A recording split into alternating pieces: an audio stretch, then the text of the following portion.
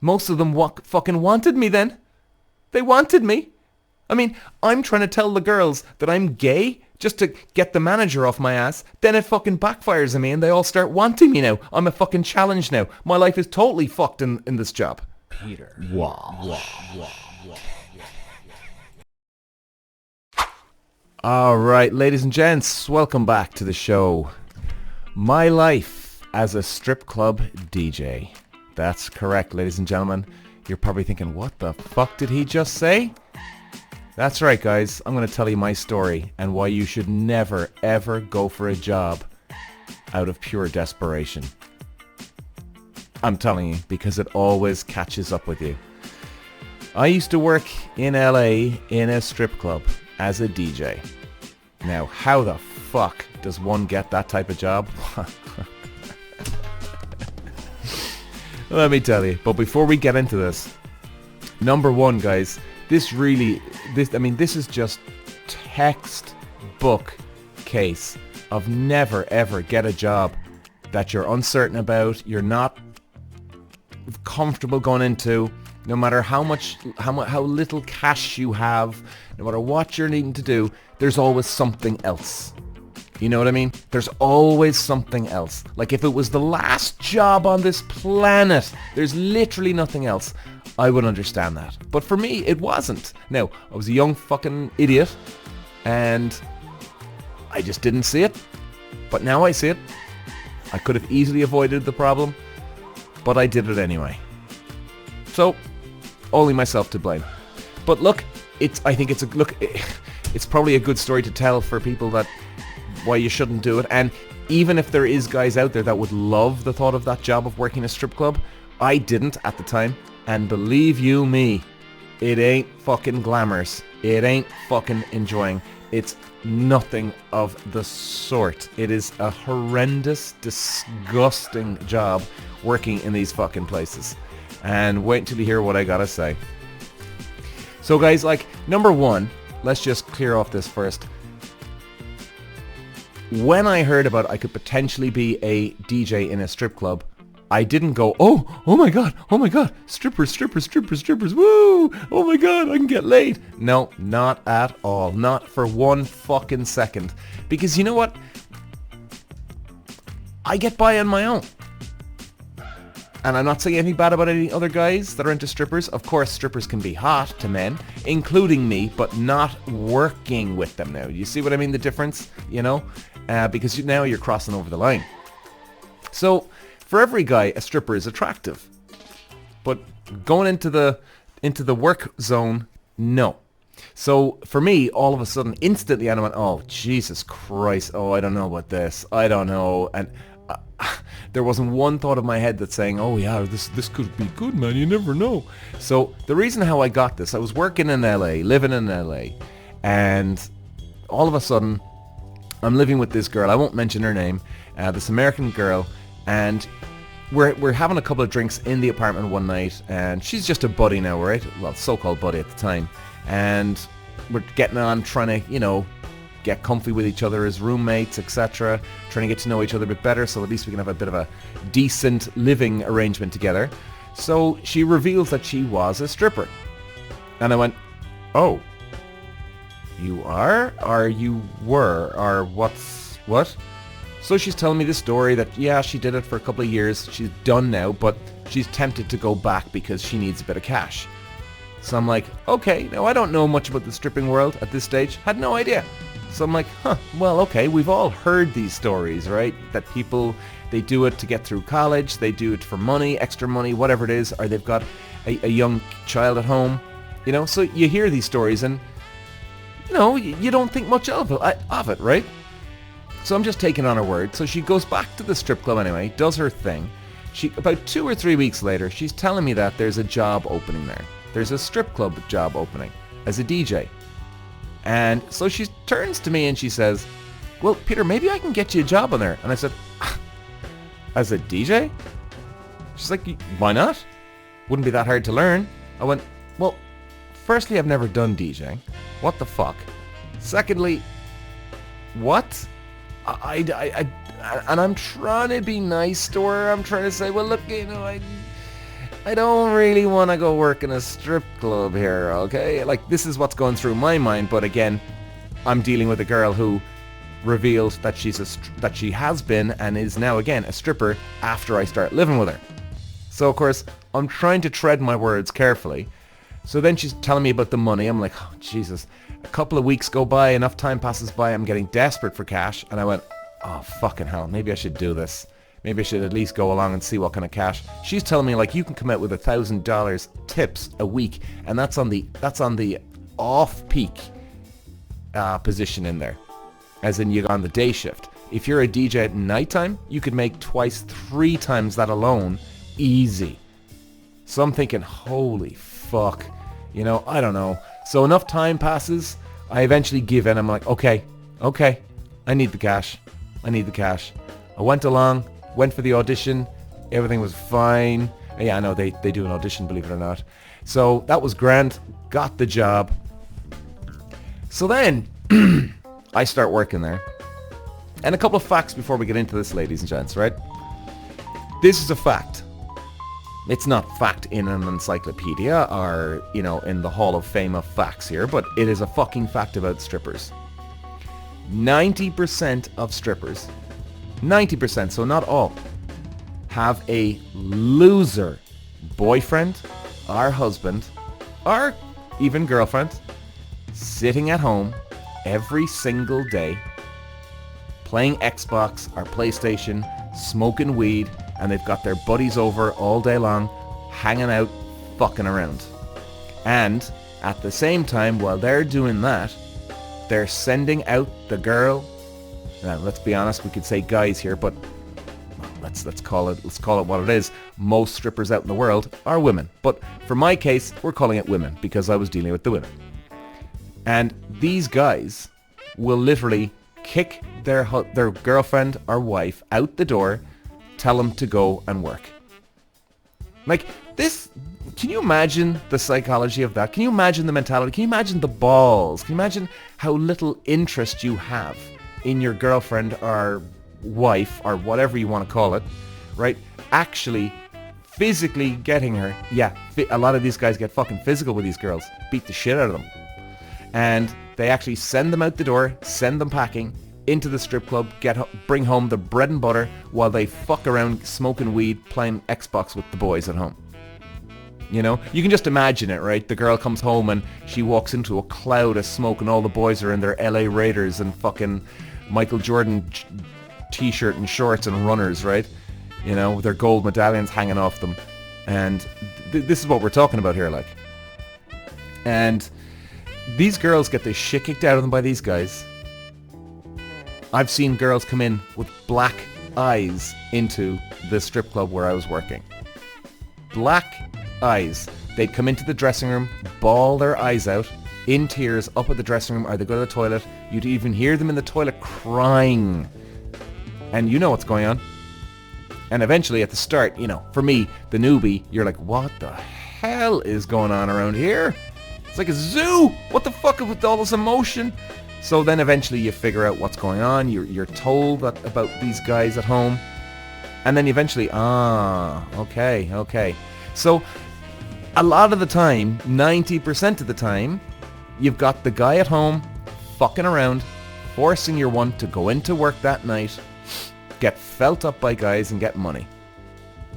And some of these girls now, as well, again, we're only talking about 90%, so it's not all of them. There is genuinely some girls that have no boyfriend or no girlfriend at home. They've no wife or husband at home. They are literally going in because they just feel for some reason that this is their only way of making money for their child at home. And I even met a couple of girls. There's this girl called Daisy now. By the way, Daisy's not her real name.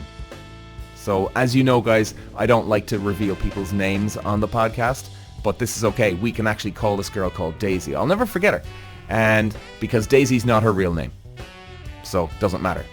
But Daisy was her stage name, as they'd call it. Now, we're going back 15 years here, so, you know, we don't have to worry about anything here. So Daisy was this 18-year-old blonde girl, Colombian girl. Now, this girl It was funny. This girl did not have a boyfriend at home, driving around a Merc, big 3-liter Merc, and she used to go around, and this girl was in control. And I mean, talking guys, like this girl would convince you that she invented fire.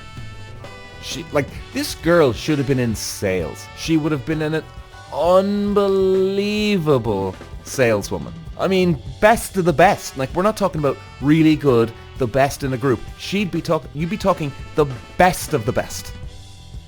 I don't think I've ever met a girl so persuasive who could milk a man dry for all his money and send the guy who comes in, the customer, send him home to the wife or the girlfriend, right? Because that happens too. And it just pure natural gift of charm and coming across that she's all turned on by a guy. I mean, I used to observe this girl. I wouldn't say she was impressive, but for what she was doing was highly impressive, if you get me. Like, the fact that she's working in a strip club, you know, like, something's gone wrong. And for me too here, you know what I mean? Something's gone wrong here, Peter. This is not good. This is not good. And it didn't last very long, so. But anyway, let's keep going. So you've got a lot of the girls they got the loser boyfriend at home. You've got the girls that genuinely want to pay for college, like Daisy. And with Daisy, she was so smart, but yet she didn't figure out that she could have been a saleswoman, an unbelievable saleswoman elsewhere. Then again, would she have made as much money? I mean, this girl was making so much money, guys. It was unreal. This girl was coming out with about $2,000 a night. And this place was not a huge, busy strip club where I worked. It wasn't. And she was just milking these guys dry. She knew how to charm a man. She knew how to do it. So, I don't know. Maybe she figured that, hey, these tips are so fucking good and it's so easy that she just went, well, it's probably the easiest job I ever got. Maybe. I'm not trying to defend her here, by the way. I'm just going, well, maybe that's where she's coming from on this one. And it's funny too, because then the other type of staff that you'd have in a strip club, you'd have the bar girl. Now, a lot of the bar girls that work in strip clubs, in other words, excuse me, anybody that's been in a strip club here, guys or girls, because believe me, there's plenty of girls that visit strip clubs too, and we'll get into that as well, is that as you walk in, you know, you've got the girls themselves, the strippers, then you go up to the bar and you've got just a girl who's not stripping, she's just there full-time behind the bar, or sometimes you get a guy too, but most of the time it's a girl, because it's, you know, she's there for the dudes.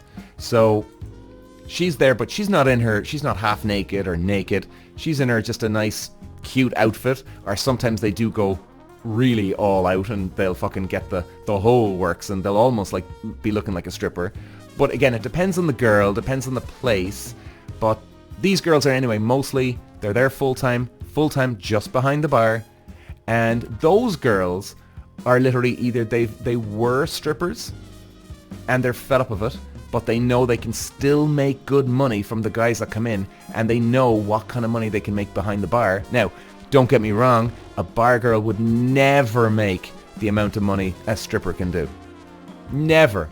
Now, you could definitely find a bar girl that can be the kind of like the Daisy girl where she can charm a guy and, you know, get all that, but if she's up against a stripper who's Daisy, it ain't happening. It ain't happening. You can have some bar girls that are actually so good that they make more money than the strippers themselves. But again, you have to be good. So a lot of those girls are just fed up of getting naked, creepy, disgusting men, sleazy men coming onto them all the time, and then all of a sudden they're like, that's it, I'm done. But hey, you know what? This is a good job. I'll make money here. Or it's either the other way. You have girls where they actually want to get into stripping. They don't want to make the jump yet, but they'll just go along to sort of test the waters, see what it's all about. Are men really that creepy? Is it all men? Is it not all men? And to be fair, guys, it's not all men that visit strip clubs are sleazy and disgusting, okay? It's not. Now, I would definitely say that it's a very high percentage, probably 70% of men are on the creepy border. You know? Because, I mean, at the end of the day, you do have bachelor parties and stags that go to strip clubs. That doesn't mean that men are fucking all creepy and disgusting. Not at all. Because let's be honest here. You know what? I'm going to stand up for men here. There's plenty of women that go to a strip club with a man as well. And it doesn't mean they're sleazy or disgusting. You know? So let's just keep this under perspective here a bit. So it's funny, and then you've got the manager as well. Now, actually, do you know what? We'll get into the manager in just a little bit. But, like, I want to talk about, like, the creepy men that do go in there. The 70% of men that are borderline, or sorry, they're in the creepy bracket. Then it's just a matter of how creepy they are. All right? But the good thing about those strip clubs, at least this anyway, is that you have a lot of bouncers on the door, a lot of security. And it's very important to have security because you get some drunk guy who gets completely carried away, or drunken women who like other women, and they get carried away, they get angry because they didn't get more than what they wanted, and they start losing their shit, and they start fucking causing fights. Now, I've seen maybe one, but it flared up for about 4 seconds, and that was it, done. Because you had security everywhere. In fact, it's not even worth telling the story. Guy just starts flailing his arms out. The fuck's sake, I thought I was going to get more. And then bang, security is all over him. And he shut him up fast and out the door. So the security, like, you'd be surprised. Those type of stories aren't a huge amount of it. But I got plenty to tell you anyway. Trust me, behind the scenes in the strip club. But you'd be surprised. Not a lot of that stuff goes on. And you do get the creepy men. Of course you do. You get the guys that... Jesus, I'm just looking through my notes here. I'm trying to have these all organized for you guys. Like, where do we go with the rest of this? I mean, you do get the guys that... Yeah, okay. So, like, you do get the guys where they come in and they genuinely have convinced themselves that the stripper girl that they talk to is their girlfriend. I mean, I gotta admit... There's been plenty of these guys, right? So how these guys operate, they're so lonely in their life. They're so sad in their life. And it's more loneliness. They're so lonely. What these guys will do, they'll normally come in on a weekday. So they won't come in at nighttime because they know that their people will be busy, the girl, and they subconsciously don't want to admit, they don't want to admit it to themselves, but they know that the girl that they're, quote, in love with will be busy with other guys. So catch her when she's quiet, then he's got more attention. These guys will probably come in. If a strip club is open 7 nights a week, these guys will be in 5 days a week. Now, this isn't every dude now, right? You know, but the guys that fall in love with the girls, right? Like, these are the real desperate cases. They come in 5 days a week, they'll sit there. They'll even have an arranged time with the girl. Some girls will actually give out their phone number to the guy. Not a good move, and a lot of girls don't do that anyway. But again, it depends on how much they get tipped, what they're getting for their buck as well. We'll get into that as well. But most girls won't give out their number. They'll just arrange a set day, set time. Okay, honey, John, I'll see you at 3 o'clock tomorrow. And John will be in 3 o'clock every single day. He'll come in straight over to the same girl. The girl knows a couple of minutes beforehand John's coming in. She's getting all dolled up, all ready to go. And in fact, some of the girls will even be sitting on the same chair that they normally sit on, or the same chair and table. So it's almost like they're going for a meeting for a coffee, and they've got their own little coffee area that they go to every time they go to the place. So John will come in, he'll sit down, they'll order a couple of drinks, or they'll just have a couple of 7-Ups or Cokes or whatever. And from there, they'll probably talk for about, like, it could be 20-30 minutes, right? Now, normally, the stripper is within about 3 or 4 minutes. The stripper is working her angle on you. So, example, let's say I walk into a strip club that I've never been in before, and the girls don't know me, I don't know them, I don't know the strip club. In I go, bang. Peter rocks in the door now. And I sit down. Within 2 or 3, the girl will, hey honey, blah, blah, blah. The girl will try and get you to sit down and all that. And girls will go, oh, would you like to sit down for a minute? Yeah, great. Now, right there and then, the moment they've got you sitting down, they are working you. They are looking for the angle. They're looking for what do we have in common with this guy? What can I use against him? Or what can I use that I can relate to him to bring him back to the back for a dance?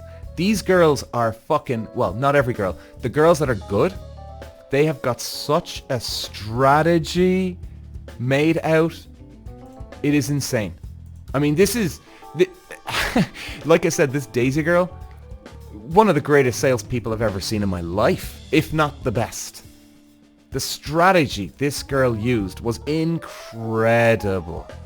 It was unreal. I mean, this girl would even go into your psychology, right? So anyway, within 2 or 3 minutes, let's say Peter's sitting down. So the girl, how are you, honey, today? And where were you? Were you at work? Were you at home? What are you doing for the rest of the day? Are you? Oh, and I love your top.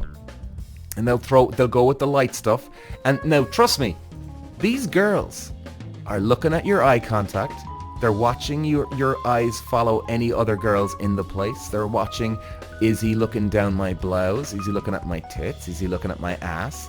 And trust me, I've spoken to girls in this place. They're wondering what kind of shoes he's got on.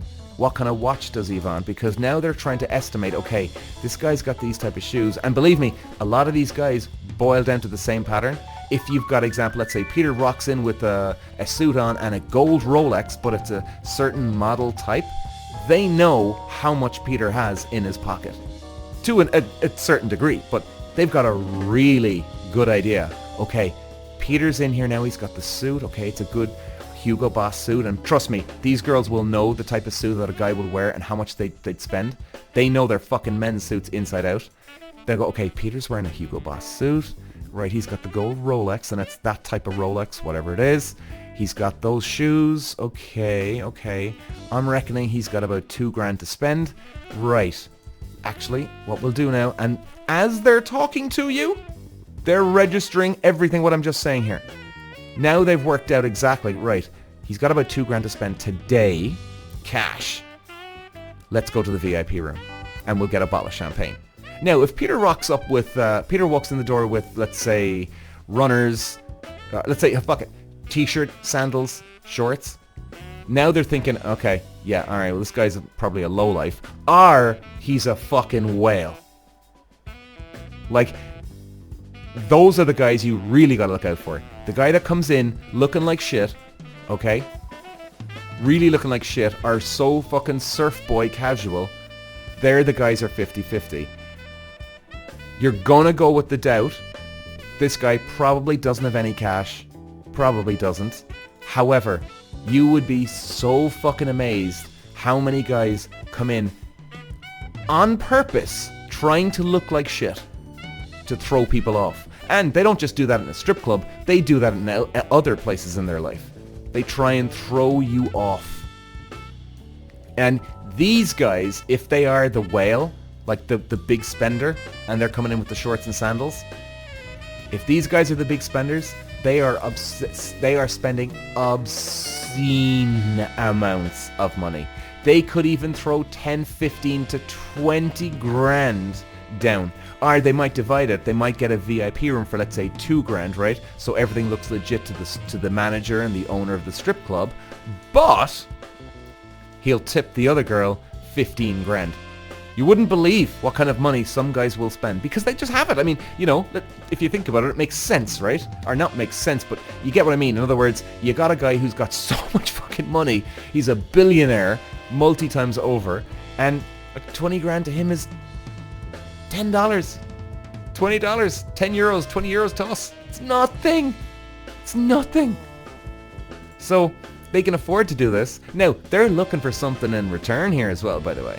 Now, if they're giving a 15 to 17 grand tip to a girl, you can be sure of it. He's getting her phone number and he's bringing her back to his house afterwards to get it on. Like, this is what happens. So there's always like these out of business shady deals done without the manager or the bosses knowing. So anyway, these are the kind of guys that you'd have in there.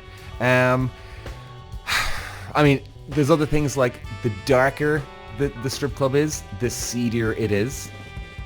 So if anybody's ever visited a strip club here, if you walk in the door, even if it's at nighttime and you walk into a strip club and you walk in and it's so dark that you're tripping over things, that means it's a dirty club. In other words, sex is going on in the place. That's right. There's sex happening down the back.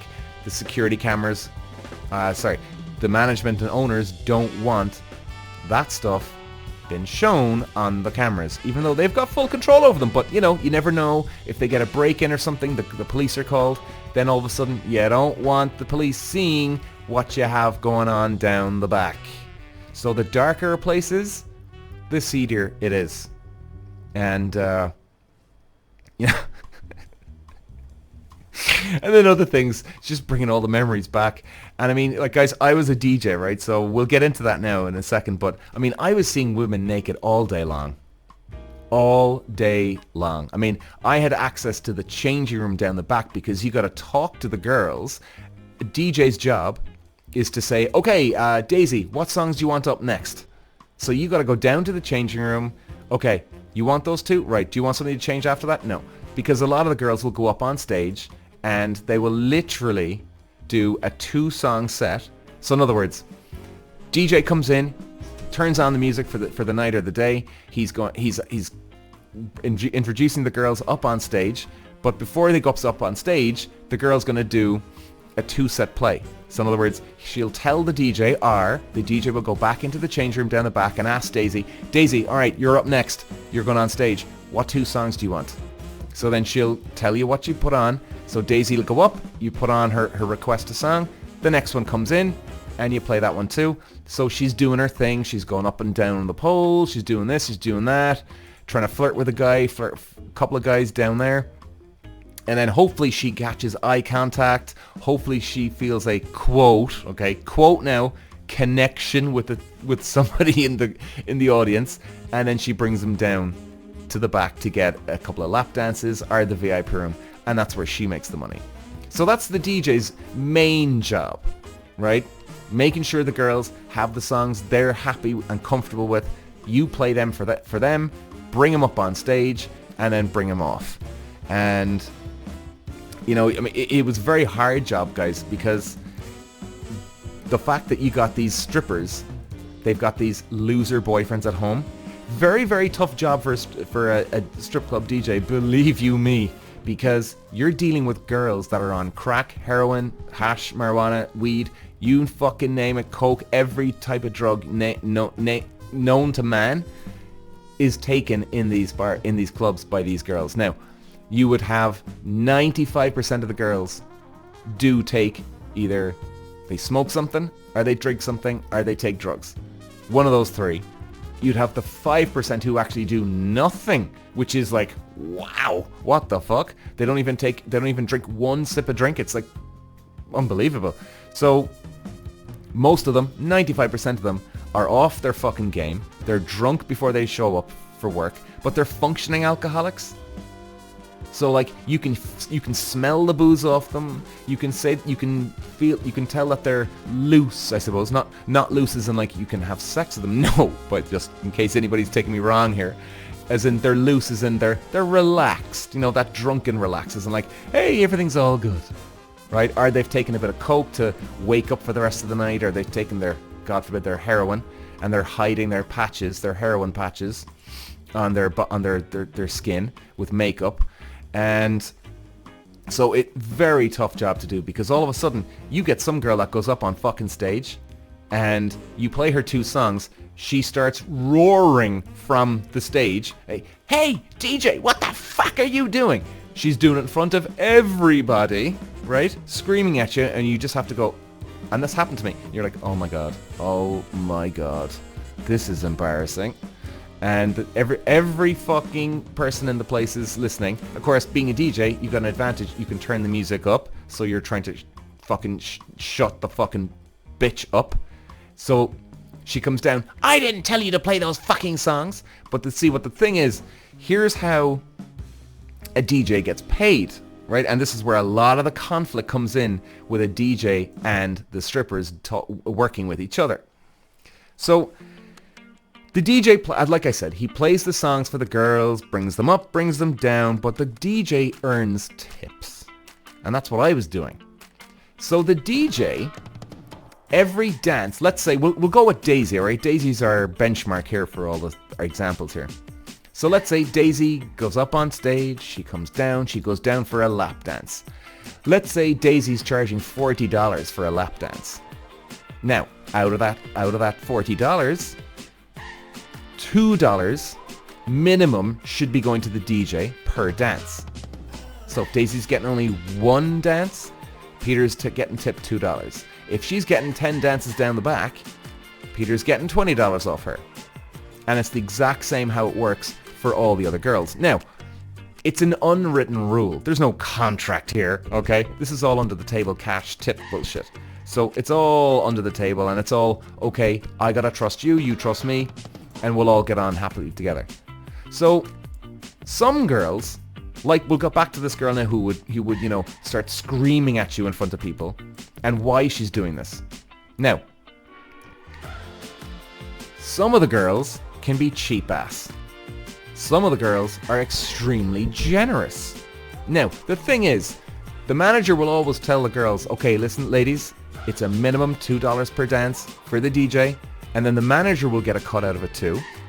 And then obviously the owner takes the rest, and then the girl will take the rest between the both. Sorry, I'm not explaining that correct. So the DJ will get his $2. The manager will get his probably $3, right? I don't know, maybe even $4. Managers will never tell you that sort of thing, which, look, fine, fair enough. But they'll get a cut out of it too. Then, whatever's left, the management, or the owner, and the girl split the rest. Now, the bar girl behind there as well will probably get $1, maybe, right? And this is one very loose one, depending on the place. Most of the places that are cheap, they won't tip the bar girl. They'll just rely on the customer. However, you'll have some clubs that will actually have, right, girls, before you start working here now as a stripper, make sure $2 minimum for the DJ, it's $1 for the bar girl, and it's this for the manager, or whatever it is, right? So depending on the place. So the thing is, some girls are generous, some girls are stingy. And some girls then will try and cause trouble, like the girl up on stage, right? Who's smoking her shit, loses her fucking mind. And believe me, she is on shit. Now, she's worked herself up into this scenario to get the balls to make a dramatic scene. Now, there's some girls in there that will actually just cause a dramatic scene, right? But I remember this girl because she was very, very fucking quiet, and she wouldn't whisper a thing all day until she started fucking getting herself all ready for road. So they'd cause a riot, right? And let's be honest, you'd have to be out of your fucking mind to start causing these drama scenarios. She'd start screaming in front of the whole audience. Manager's looking over, the owner's looking over going, what the fuck is going on here? I'm looking at the girl going, what the fuck is going on here? The audience is going, what the fuck is going on here? Now she's looking at me going, you DJ, you didn't fucking play the right stuff. So what she's trying to do is cause a huge fight. Look at the DJ, he's fucking useless. I'm tipping him $2, hoping that the management or the owner will come over and go, you know, Peter, you're not worth the $2. She'll give you $1, okay? You're not doing what she's doing. Now, normally the manager and the DJ will have a good bond and relationship because the manager knows that a lot of these girls will cause trouble, and the owner knows the exact same thing, and the DJ knows that the girls will cause trouble. So there is a bit of a bond between the management and the DJ, you know? Now, of course, you can always have a DJ that's a dick, or a manager that's a dick. And I'll tell you now exactly what happened with my one. I did have one guy, ex-Iraqi soldier, came in as a manager, cool guy. I don't even know why I'm calling him an ex-Iraqi soldier, but I just remember him like that. So, really cool guy, really got on with him, very fair. I was very fair with him. He had my back, I had his back, and we didn't try and fuck over the girls. No, girls, $2 a dance. That's it, job done. And then there was some girls that would actually tip you more. But you're not expecting them to tip you more. You know? You're not, like. You're just not. So, as long as, you know, everything is above board, this is what you do A, B, C, D, then I'll do X, Y, Z. Done. Problem solved. There's no fights. There's no miscommunication. Everything is above board, straight as a fucking arrow. So, like, it can be a tough gig, guys. And trust me, you come out of the club, you're making enemies with strippers. So like I said at the start, I wasn't going in to get laid and, oh, hey, you never know, buddy. Jeez, this could be great fun. No.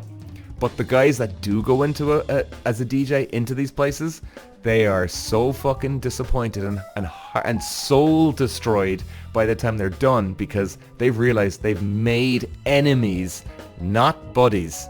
And the last person the girls want to see, not every girl, but the last person they want to see is the fucking DJ at the end of a night, or even in another place, another bar, nightclub. They hate the person. So I mean, it's crazy.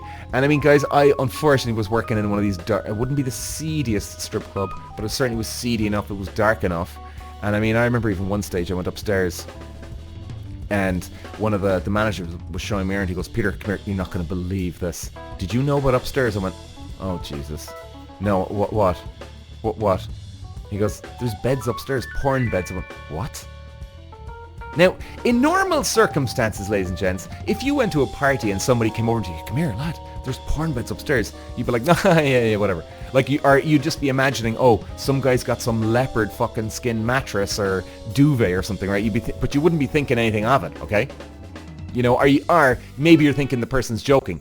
But the fact that where I worked, I went, oh no, oh God, there's more shady shit going on without me even actually realizing what the hell's going on here, lads.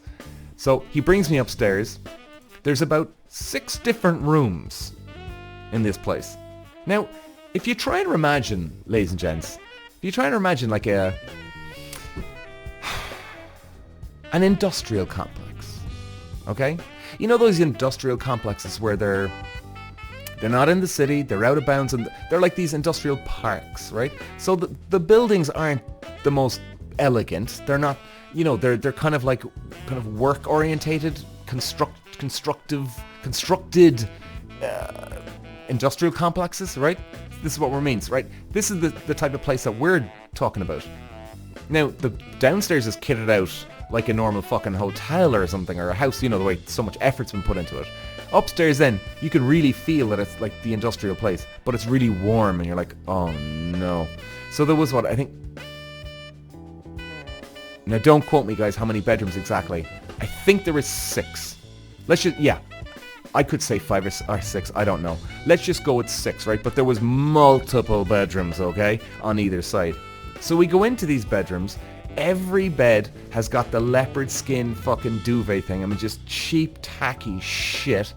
And they've got those, those flashy bed sheets. Those black ones. The ones you'd see in The Godfather when you see like Fredo in bed and he gets woken up and he's asking, "Hey, what time is it in Godfather Part 2? You can see those shiny sheets, right? And they're black, even worse. And then you've got the dice, the furry dice on the fucking bed as well. And then you got the love heart in a carpet shape. I mean, just cringy. I want to puke my ring out. Disgusting. And then guess what was at the end of every bed? A camera stand. Now, I have to admit, when I saw this, I'm with the manager, even I started laughing at this one. Because I went, if anyone back home knew where the fuck I am right now, is unfucking believable. So apparently, I didn't actually know about this, but apparently on very late Sunday nights and very late Monday nights, they used to bring a VIP clientele, busload of them up. They'd have the hookers upstairs. I don't even know if they were the girls from downstairs, but there was hookers upstairs, and they'd be all upstairs getting ready or whatever the fuck they were doing up there, and the boys would come up and they were making pornos. So I'm on about clients, but where do you draw the line? Are they clients? Are they clients of a porn company? I don't know. You make that one out. But, guys, just shady shit. And, like there was other things too. Where do I go with this one? Like, I got in trouble with the management then eventually at one stage. Now, this guy who was the soldier guy, he left the place and this other asshole came in.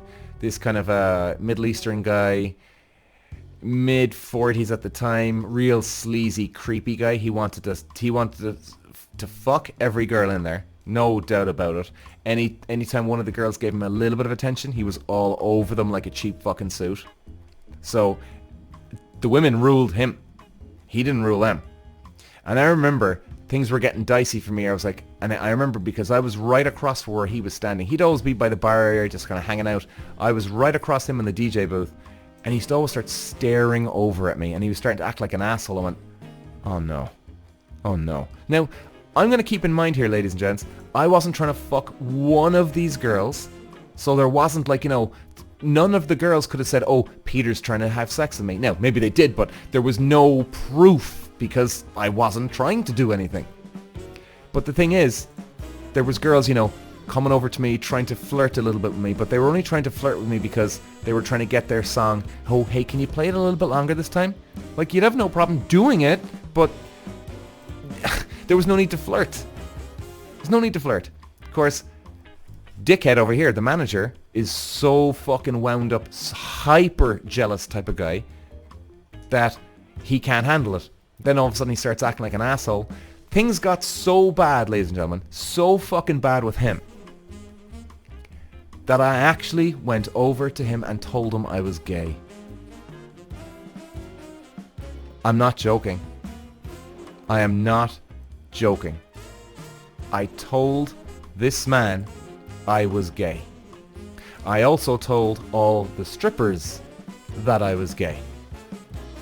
Now, the weird thing was, the moment I told most of them fucking wanted me then. They wanted me. I mean, I'm trying to tell the girls that I'm gay just to get the manager off my ass. Then it fucking backfires on me and they all start wanting me now. I'm a fucking challenge now. My life is totally fucked in this job. Totally. Like, where do you go with this? You know what I mean? Where do you go with this? So things got even worse. They got they got better for about, I'd say, maybe 2 weeks. Because your mom was kind of like, huh, no threat here, no problem. And I'm thinking, okay, the girls are going to come. In fact, see, the problem was, the girls now really were relaxed around me, even though I never tried to hit on them. But I just think those girls have a bit of a guard up anyway with guys in general, if they're straight. In the strip club world anyway, which is, hey, I totally understand that one. Even if you know the guy for 6 months or a year or even longer. Do you know what I mean? It would just be a natural guard up. So then all of a sudden when they find out I'm gay, they're coming over to the DJ booth, they're putting their arm on my shoulder, they're hanging out, they're like playing with my hair, and they're like, Jesus Christ. Now I'm thinking, is this what gay guys go through with girls? Like, are women this comfortable with gay guys? Now at the same time, I'm happy for the next 2 weeks. Because I'm thinking, alright, okay. Manager now, he's going to be okay with me. And I'm not looking to fuck any of these girls. None of them. This is my job. I'm just trying to keep everything peaceful, everybody relaxed, no dramas, nothing.